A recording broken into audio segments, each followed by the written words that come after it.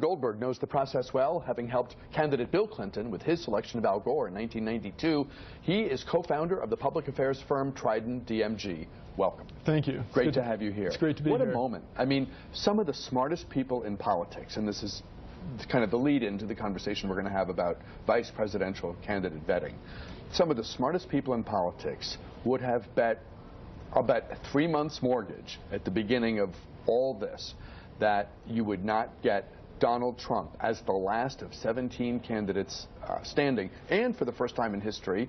And I guess there's sort of a question embedded in this because Clinton's not there yet. Do you believe that Hillary Clinton is someone we can fairly refer to as the presumptive nominee for the Democrats? And again, what do you make of Trump? Yeah, absolutely. I think with Trump, I think many of us are still shaking our heads wondering, how did we get here? Why are we here right now? I think the mistake I'm worried about people making is now people are sort of overestimating Donald Trump in the general election, thinking since we couldn't predict where he was before, now we can't predict where he's going to be. But now we have so much more data, understand so much more how the electorate thinks of him, that Hillary Clinton, who I do think is going to be the presumptive nominee, is clearly leagues ahead of where Trump is as of now. So you're a lifelong Democrat. Do you worry that your party will be overconfident given what early polling tells us about how these two stack up against one another in a general? No, I don't think so. I mean, Hillary, we have a very experienced veteran candidate here. So I think, her team is very experienced. They're very aggressive. They know what they're dealing with. I think they've learned the lessons that the Republican, primary candidates learned, which is you have to attack Donald Trump early. You have to take him on, say everything he says, just like sort of the war room experience in the 1992 presidential race that Clinton learned early on as well. And in some ways, you have to learn to anticipate the unanticipatable, because Donald Trump is the sort of is a person, is a performer, is a rhetorical, he has rhetorical style, gifts you could call them, unlike probably anyone we've ever seen before. Yeah, well, I think of him as the clickbait candidate. Every day he'll say something to try to draw attention. That's worked really well for him. Or divert attention if he's having a bad day. Or divert, that's right. And that's worked really well with him with the Republican base. But at the same time, as we see the Republican base numbers going for him well, it's really alienated the rest of the electorate, which is why his unfavorabilities are like up in the 60s right now. I remember a long, long time ago, when Doug Wilder was running for the governor in Virginia, polls showed him ahead of Republican Marshall Coleman by a lot. When the ballots were counted, Wilder won, but it was very narrow. And the takeaway for a lot of political observers was that people answering questions from a pollster on the phone, and in those days, 1989, everything was on the phone, they didn't want to seem racist. So they said they were for Wilder when they weren't, when in reality, something, quite possibly, likely race, had them voting for Marshall Coleman in the general. Is there a potential equivalent here in that people, I mean, this nation's never nominated or elected a woman. Is it possible the polls are lying and that the polls are, that voting behavior will be very different? I don't think, well, it's possible that voting behavior will be different now because the polls will change. I think the polling will probably be pretty predictable as we get closer.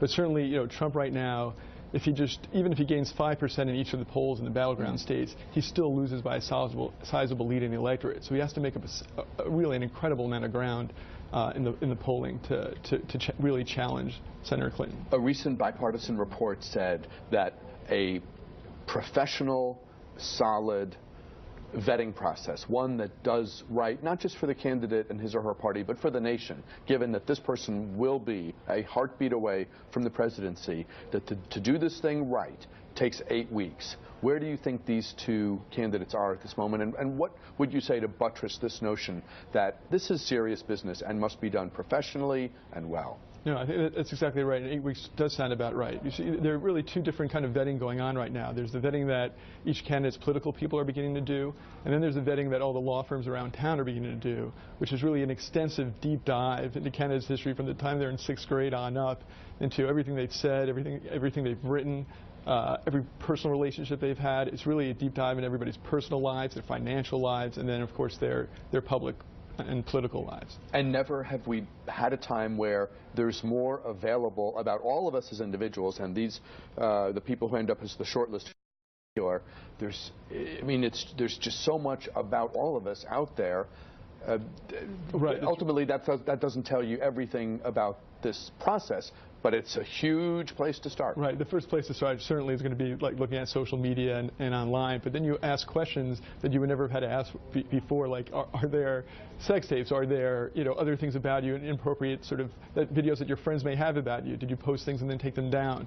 Just in the age of social media, you just have to probe that much more deeply into a whole other subject that 15, 20 years ago we didn't have to look into. So some of it, I would presume, revolves around or requires honesty from the potential VP, right? You've got to sit them down and, first of all, they have to remember everything they've ever done, and then to the extent that they remember the sex tape or the bong video or whatever, right? They have to be willing to share, knowing that it could be embarrassing and it could hurt their chances if this is something they want. Yeah, I mean, if there's one exception to the Washington rule that everything leaks, the vetting process is one exception, because you almost never hear of any leaks coming out of things learned during the vetting process. So that should give candidates some comfort. And usually they're discussing that maybe with one person who will also discuss it, maybe 2 or 3 people on the candidate side.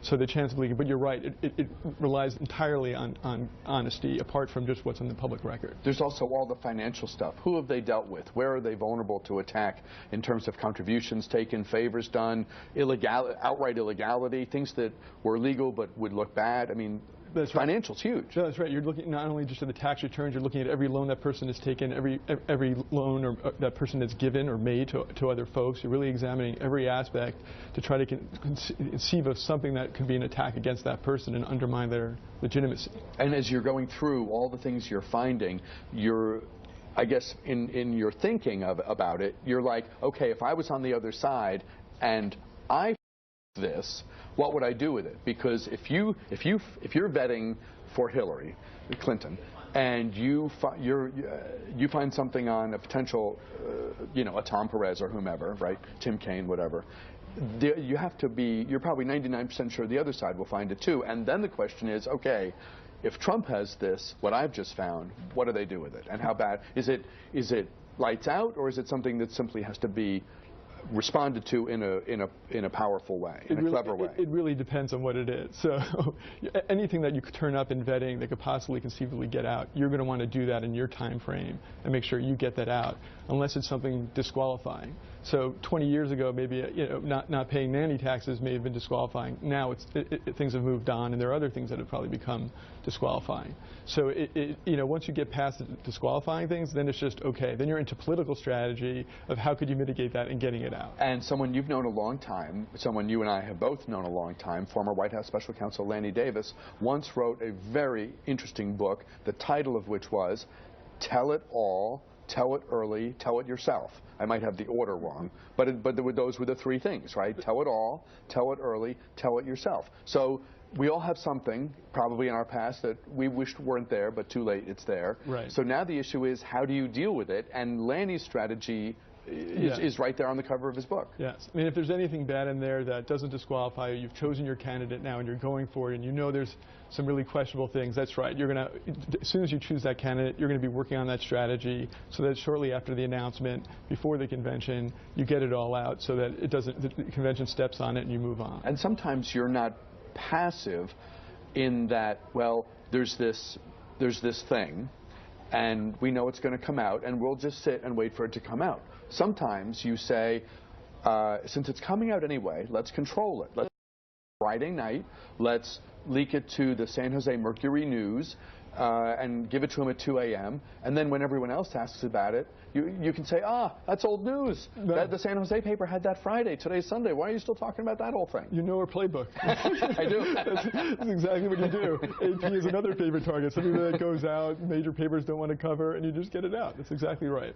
Does geography matter? In terms of where you pick a candidate? Yeah. Not really. I mean, everybody likes to think you're going to pick a vice presidential candidate. It'll help you win that candidate state. The data shows otherwise. That it makes an uptake on the margins.